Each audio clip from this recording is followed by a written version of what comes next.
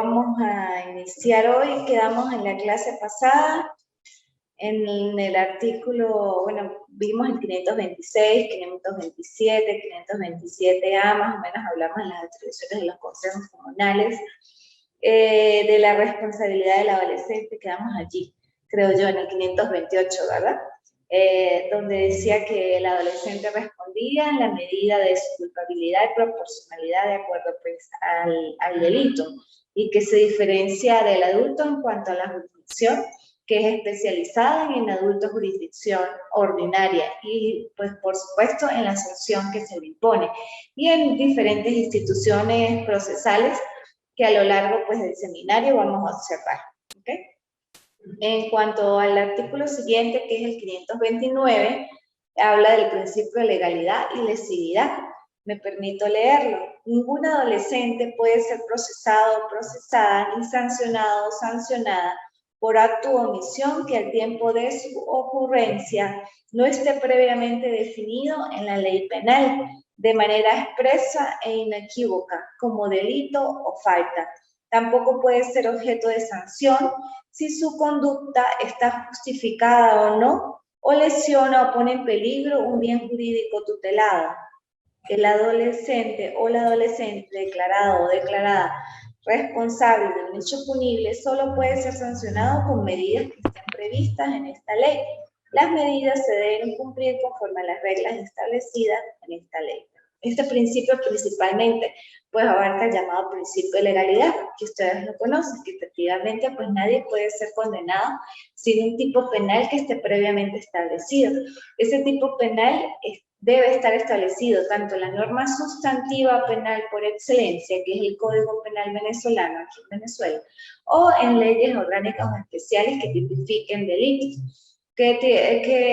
¿Por qué se tipifican delitos? Bueno, la conducta ilícita o contraria a derecho por determinada persona que no encuadra y que no está prevista en ese tipo, pues es atípico. Y si es atípico, pues no puede ser declarado penalmente responsable. Mientras que la conducta contraria a la ley, que sí está previamente enmarcada en un tipo penal, sea en el Código Penal o en cualquiera de las leyes de las que le nombré, pues efectivamente está tipificada, está prevista dentro del marco del principio de legalidad y lógicamente que la persona puede ser declarada penalmente responsable de sus actos.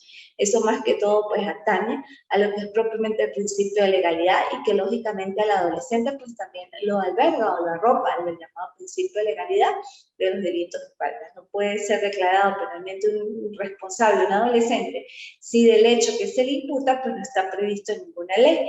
Pero la mayoría, nosotros por lo menos aquí en Venezuela tenemos un catálogo de leyes y demás donde tipifican o encuadran hechos en tipos penales. Eso es muy importante saberlo, inclusive cómo encuadrar un hecho en un tipo penal. De hecho, ahorita a finales de octubre va a comenzar un seminario, un curso de ampliación evaluada, donde voy a enseñar cómo se encuadra un hecho en un tipo penal y guías, diferentes guías para peticionar dentro del ámbito penal, precisamente, y en todas las fases del proceso penal, llámese preparatoria, intermedia, de ejecución de juicio y la etapa recurso. Es muy importante que ustedes lo sepan. Bueno, ya ustedes están terminando pues la carrera y lógicamente que ya lo deben saber, y si no lo saben, bueno, los invito a que hagan ese curso de ampliación evaluada, donde van a poder encuadrar un hecho en un tipo penal. Ese es el llamado, bueno, principio de legalidad. Y la estabilidad, cuando hablamos de que la conducta no puede o debe poner en riesgo un bien jurídico tutelado para que efectivamente adopte ese principio, esa legalidad y lesividad, pues prácticamente van de la mano. ¿Okay? Igualmente hablamos de que el adolescente no puede ser declarado responsable y solo puede ser sancionado con medidas que estén previstas en la ley. O sea, en el momento que un adolescente sea declarado penalmente responsable, solamente se le aplicarán las medidas previstas en la Ley Orgánica para la Protección del Niño y Niña Adolescente, independientemente de que el tipo penal se encuentre en el Código Penal, en la norma sustantiva penal. Por ejemplo, si un adolescente es declarado penalmente responsable por homicidio, y el homicidio simple, que está catalogado en el 405 del Código Penal, habla de determinadas penas, por decir, no me acuerdo en ese momento, de 10 a 15, a ese adolescente no se le va a poner 15 años. Hablaba del principio de legalidad y de lesividad y decía que efectivamente el adolescente lo comprende igual que a los adultos este principio de legalidad, que indica que efectivamente una persona, un adolescente en este caso particular, no puede ser declarado penalmente responsable si el delito que se le imputa a la falta no está comprendido en alguna normativa, sea sustantiva el Código Penal venezolano por excelencia o en un tipo de ley orgánica o ley especial que efectivamente contemple ese hecho y lo catalogue como delito. Y efectivamente, que ese adolescente declarado penalmente responsable va a ser sancionado conforme a las instituciones procesales previstas en la Ley Orgánica para la Protección del Niño y Niña Adolescente.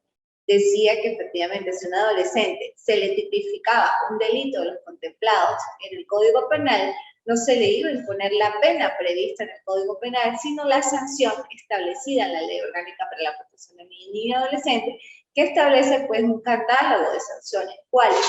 La semilibertad, la libertad asistida, los servicios a la comunidad, las reglas de conducta, la manifestación verbal y escrita. Esos son el catálogo que, bueno, a medida que vayamos evolucionando en el seminario, pues vamos a observar los diferentes tipos de sanciones y cómo es la forma de esas sanciones en el momento de la aplicación cuando un adolescente es declarado penalmente responsable de sus actos.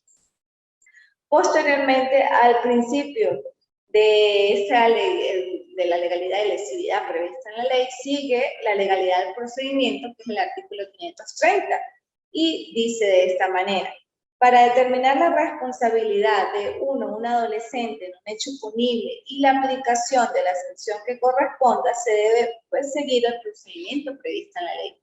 Precisamente, cuando hablamos de la diferenciación entre los adultos y los adolescentes, la legalidad del procedimiento va conforme a las reglas establecidas en la ley especial. ¿Cuál ley especial? La Ley Orgánica para la Protección del Niño y Niña Adolescente, que alberga o abarca sus propias instituciones. Por eso, o sea, no se le puede, inclusive, a un adolescente aplicar medidas cautelares sustitutivas conforme al Código Orgánico Procesal Penal, sino conforme a lo previsto en el 582 de la Ley Especial, que eso también lo vamos a ver en el transcurso del seminario. Ahora vamos con el ámbito de aplicación de la ley, la llamada aplicación de la ley temporal o la validez espacial y temporal de la ley. El 531 dice de este modo: las disposiciones de este título serán aplicadas a todas las personas con edad comprendida entre 14 y menos de 18 años al momento de cometer el hecho punible, aunque en el transcurso del proceso alcancen los 18 años o sean mayores de esa edad cuando sean acusados o acosados. Es también lo que hablamos más o menos en la clase pasada en cuanto a la imputabilidad e inimputabilidad. Se considera totalmente imputable y responsable de esos actos un adolescente que tenga 14 años y menos de 18. Se considera inimputable totalmente de sus actos y no puede ser declarado responsable de sus actos los menores de 14 años. Ese es el ámbito de aplicación de la ley. ¿Quiénes los abarca la ley? Los que son mayores de 14 años y menores de 18.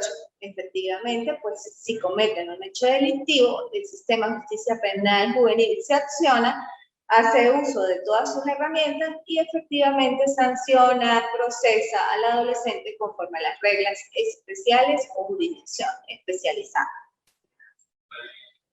Luego sigue el 532 que habla de los niños adolescentes menores de 14 años. Tengo que ir leyendo y ir explicando, ustedes deben tener en su mano la ley para que vayan conmigo. Dice: cuando un niño, niña o adolescente menor de 14 años se encuentre incurso en un hecho punible, solo se aplicarán medidas de protección de acuerdo a lo previsto en esta ley. Parágrafo primero. Si un niño o una niña o un adolescente menor de 14 años es sorprendido o sorprendida en flagrancia por una autoridad policial, este dará aviso al o al fiscal del Ministerio Público especializado, quien lo pondrá dentro de las 24 horas siguientes a la orden del Consejo de Protección de Niños, Niñas y Adolescentes. Si es un particular quien nos sorprende, debe ponerlo de inmediato a disposición de la autoridad policial para que éste proceda de la misma forma. Parágrafo segundo.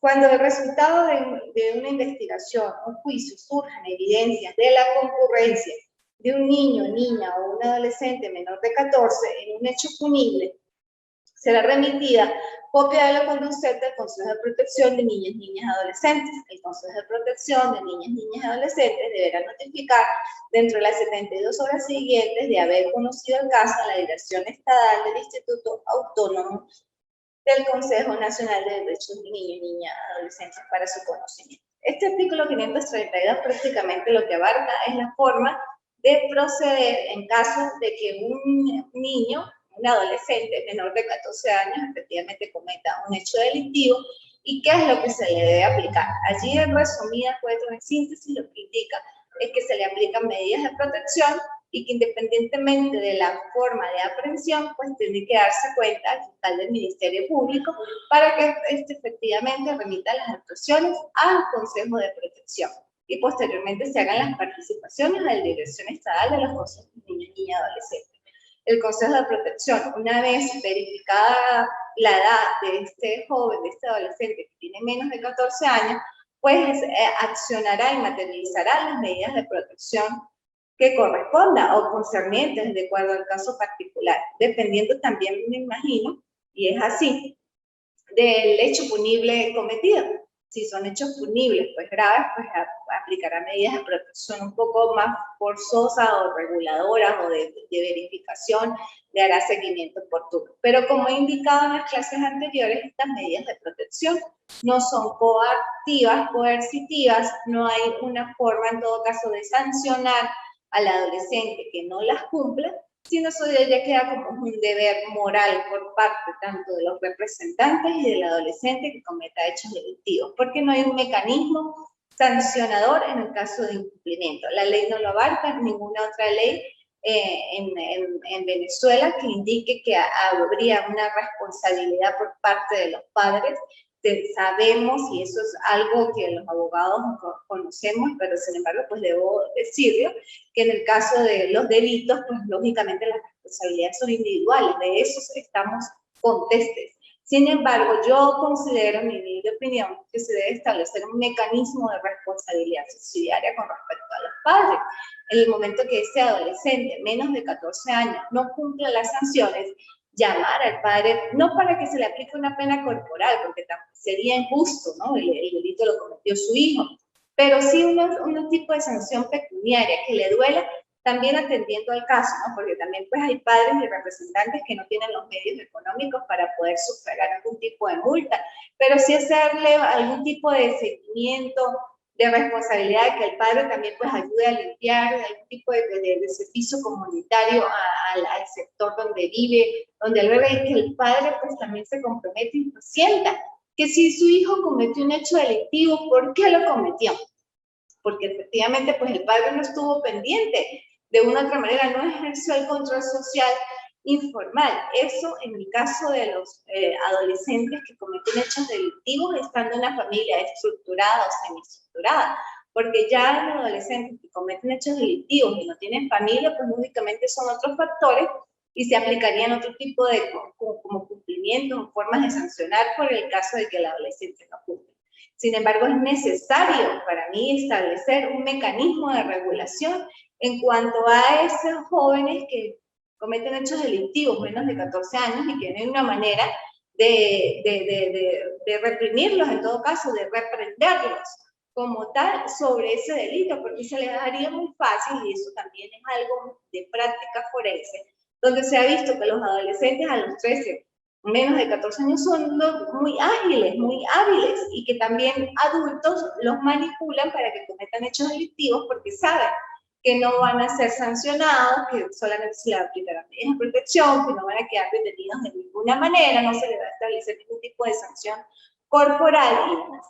Eso hay que buscar la forma de regulación y de adecuación para que la víctima también pues se considere pues satisfecha con seguridad de que efectivamente si un adolescente cometió un hecho delictivo, pues el Estado resarce ese daño hasta inclusive moral porque ese joven cometió el hecho delictivo. Es algo que, para que ustedes piensen, bueno, de eso, de hecho, eso está en mi proyecto de tesis doctoral, en cuanto a la forma de regulación y de esa responsabilidad subsidiaria propiamente. ¿Okay? Bueno, ese es el 532. ¿Alguna pregunta hasta los momentos? Si tienen alguna pregunta o me quieren decirme algo, están en la posibilidad de hacerlo. Para eso estamos aquí. A ver, tengo problemas de conexión, señor Jorge. Yo así también aquí, hace ratico se interrumpió la energía eléctrica y por eso se cayó la señal. Estamos igual, señor Jorge. Ajá, sigue el artículo 534, el error en la edad.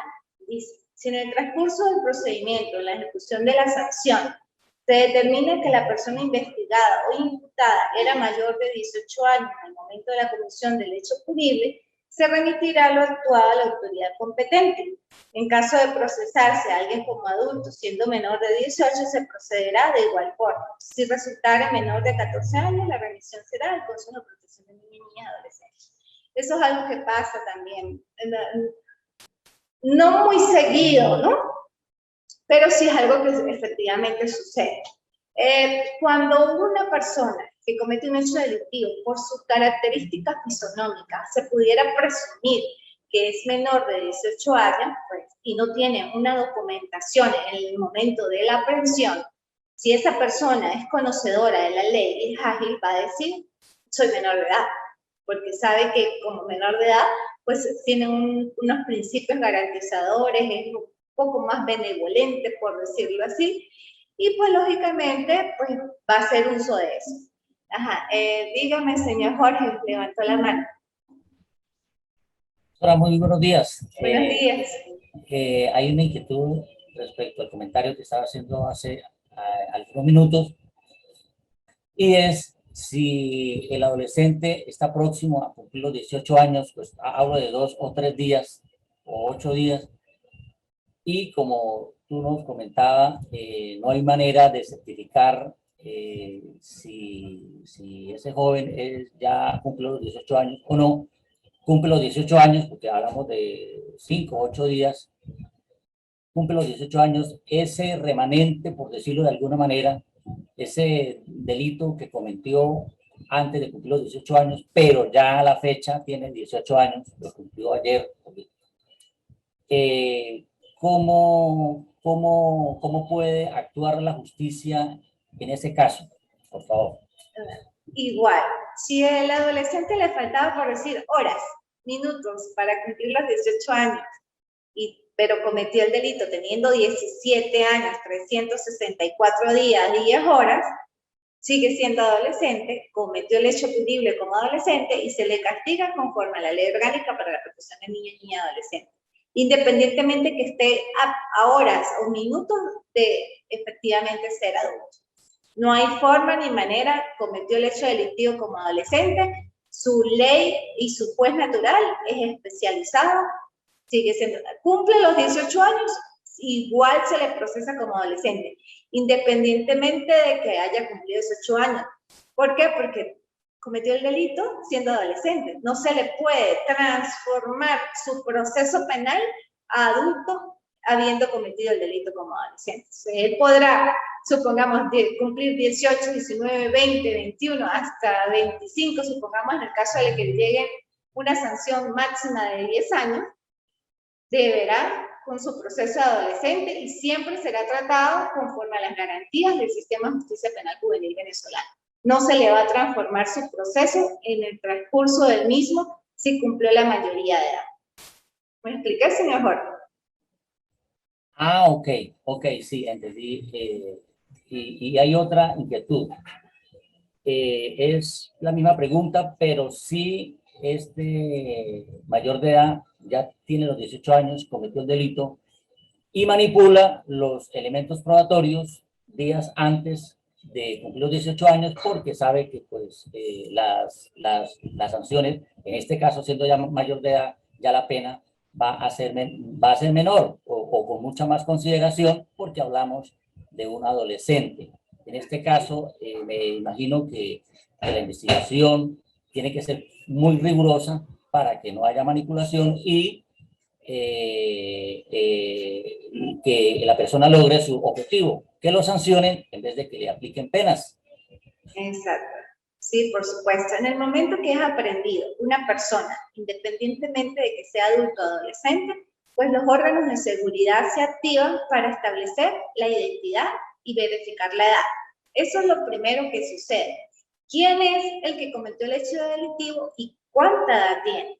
Si efectivamente esa persona que cometió el hecho delictivo no se sabe o hay dudas en cuanto a su edad, porque sus características fisonómicas pudieran balancearse más a que es adolescente, la misma ley lo dice, y lo indiqué yo en las clases pasadas, se presumirá adolescente.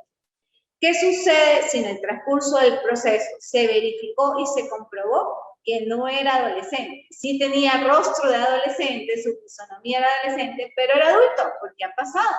Pues se retrotrae el proceso otra vez a fase prácticamente de imputación, se declara la nulidad de los actos ocasionados o con motivo de la actuación propia del juez, me explico, a la audiencia de calificación de flagrancia, o la audiencia de presentación, o si llegó a preliminar, la audiencia preliminar, se declaran nulas esas actuaciones judiciales porque no fue su juez natural quien las elaboró, quien las hizo. El juez natural de él tenía que ser un juez ordinario. Solamente esa nulidad, pero se mantiene vigente que el acta policial, donde efectivamente arroja cómo cometió el hecho delictivo, las entrevistas, la denuncia y todo lo actuado conforme a las reglas de actuación policial y todo lo actuado por parte de los órganos de seguridad del Estado. Eso se mantiene vigente. Nulo lo otro, pasan las actuaciones en original o copia, dependiendo si hay varias personas involucradas, al Tribunal de Jurisdicción Ordinaria y se le hace su proceso otra vez desde audiencia de presentación. Ya no podríamos hablar allí de audiencia de flagrancia, porque ya no hay flagrancia, pero si se le hace una audiencia de presentación y dependiendo del hecho delictivo, pues se le aplicará una medida gravosa de privación de libertad o se le aplicará una cautelar sustitutiva. Lo mismo sucede al contrario, muchos adolescentes que tienen contextura más bien de adulto, parecieran que tuvieran 20, 25 años, cometen hechos delictivos y cuando son bandas, ellos quieren estar como todos juntos. Y él dice, no, yo soy adulto porque quiero estar con sus compañeros. Pero en el transcurso del proceso se determinó que no era adulto, que era adolescente. El tiempo igual se le computa, el tiempo que estaba tenido, tanto en adultos como en adolescentes se le computa, pero se declaran nulas las actuaciones por el juez ordinario, se retrotrae la causa al estado de presentación con su juez natural. En fase de control y sigue el proceso. Se le acusará conforme a la jurisdicción especializada y continúa su proceso como adolescente. Eso pasa en ambos aspectos, pero siempre la verdad sale a flote, siempre sale. Como decía mi mamá, entre el cielo y la tierra no hay nada oculto, y eso aplica en todos los aspectos. Entonces, siempre sale a flote porque o el adolescente dijo, o la mamá, algún familiar, y que dice, no es que mi hijo es adulto, no es que mi hijo es adolescente, lleva la documentación.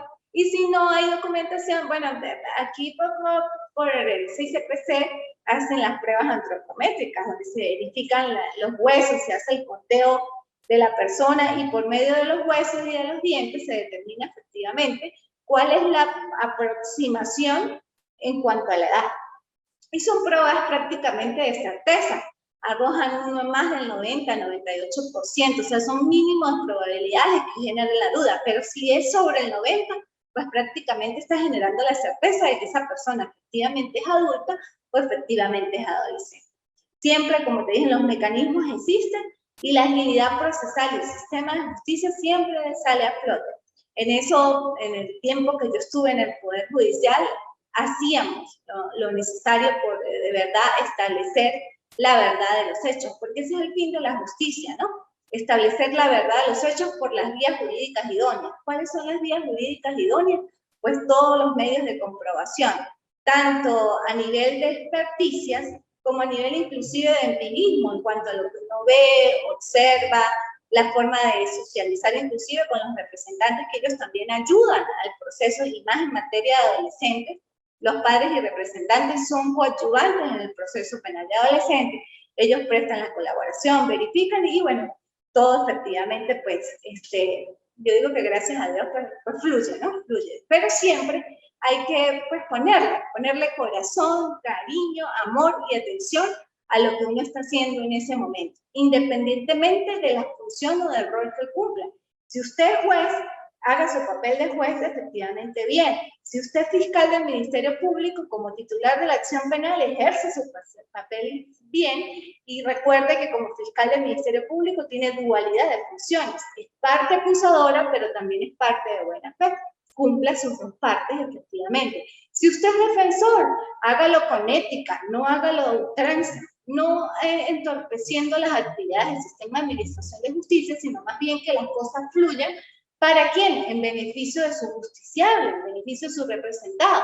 Si usted es papá o mamá o algún familiar de un adulto como adolescente, deje que el proceso fluya y más bien colabore con el proceso para que la administración de justicia pues sea efectiva. Si usted es víctima, tenga paciencia, también ayude al sistema de administración de justicia y trate de entender que bueno, todo tiene un proceso y que las cosas tampoco tienen que ser tan rápidas.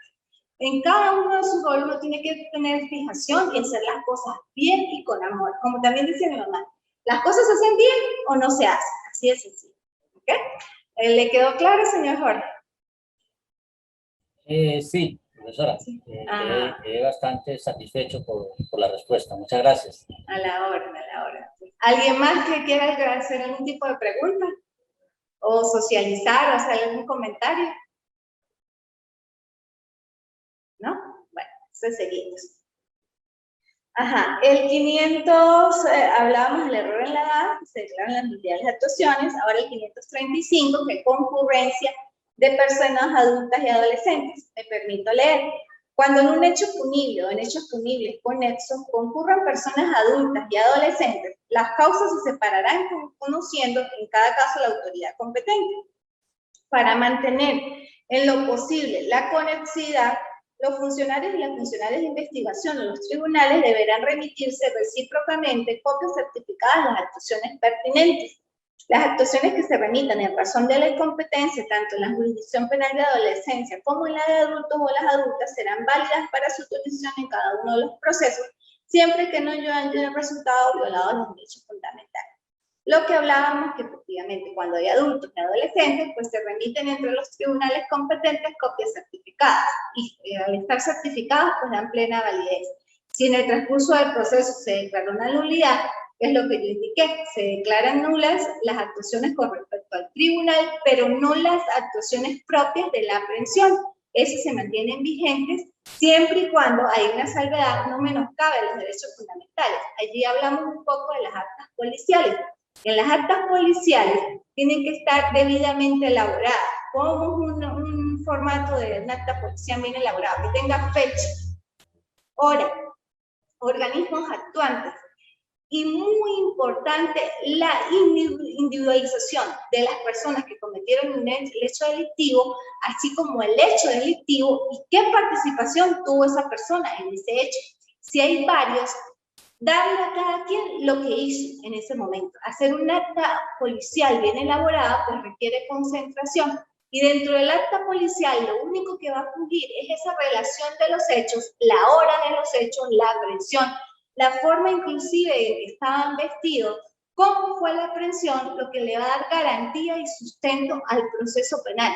Esa es la base del proceso penal. Si un acta policial está mal formada, lógicamente que va a ser un edificio indeleble, no va a tener cimientos sólidos y precisamente el proceso penal se puede caer por las actas policiales. Las actas policiales se vician inclusive cuando colocan dentro de su contenido declaraciones de los imputados, sean adolescentes o sean adultos.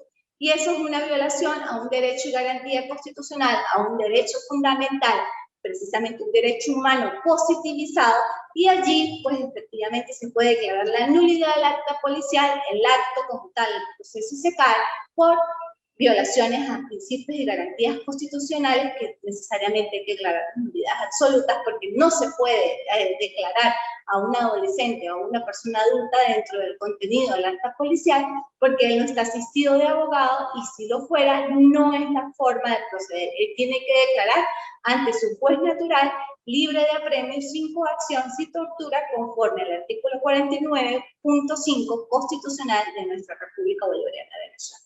¿Okay? ¿Estamos claros con eso? Bueno, ahora el 536. Según el lugar, las disposiciones de este título se aplicarán a los adolescentes, de lo que hablamos, la validez espacial, que cometan un hecho punible en el territorio de la República o fuera de él, según las reglas del Código Penal. Efectivamente, pues será castigado a los adolescentes que cometan hechos punibles aquí o fuera, pero dependiendo en cuanto a los principios de extradición activa y pasiva. Por lo menos en Venezuela yo no he conocido el primer caso de extradición de un adolescente, porque los adolescentes pues cometen hechos delictivos más que todo comunes. ¿Cuáles son los hechos delictivos comunes? Homicidio, lesiones, robo, eso. Los adolescentes pues casi no cometen esos delitos emblemáticos como terrorismo, secuestro, pero de mayor envergadura o cosas así. Pues más comunes, y por eso pues todo se tramita dentro del territorio de la República Bolivariana de Venezuela. Y vemos por último el día de hoy, la próxima clase seguimos con las garantías fundamentales, que es la interpretación y aplicación o las llamadas normas de remisión, que es el artículo 537. Dice así: las disposiciones de este título deben interpretarse y aplicarse en armonía con los principios rectores, los principios generales de la Constitución de la República Bolivariana de Venezuela, del derecho penal y procesal penal, y de los tratados internacionales consagrados a favor de la persona, especialmente de los y las adolescentes. En todo lo que no se encuentre expresamente regulado en este título, deben aplicarse supletoriamente la legislación penal sustantiva y procesal, y en su defecto el Código de Procedimiento Civil. ¿Qué indica esto? Que si efectivamente en la ley hay algún vacío, alguna laguna, o algo que no está totalmente claro, y yo como operador de justicia o de algún tipo de titular de la acción puedo tomar algunas leyes, normas de otro contexto, de otro contenido, lo puedo hacer porque son supletoriamente, las aplico, siempre y cuando, pues, lógicamente va a favorecer o alguna parte de una institución procesal. Son normas de revisión, normas supletorias. Efectivamente, la ley, muchas de sus instituciones van en concordancia con el Código Orgánico Procesal Penal. De hecho, con la norma sustantiva también lo que indiqué, todo se toma el tipo penal de ese Código Penal, y siempre va a estar relacionado porque la misma ley pues da la cabida para eso. Y eso prácticamente no es en la ley especial o en la norma, sino en la mayoría de los procesos siempre hay normas de revisión, donde por aplicación supletoria se aplican otras leyes penales para darle más garantía al proceso, y que efectivamente pues haya celeridad en algunos vacíos que pueden tener determinados procesos o procedimientos penales. ¿Okay? Bueno, hasta aquí lo dejamos, ya me están diciendo que está terminando el tiempo, y seguimos en la próxima clase con lo que es las garantías fundamentales. Bueno, fue un placer. ¿Alguna pregunta? Ok, profesora, muchas gracias, de verdad. A la orden. Amén. Feliz día. Amén, amén. Amén. Igual, feliz día. Gracias, Chao. igualmente. Hasta luego. Okay.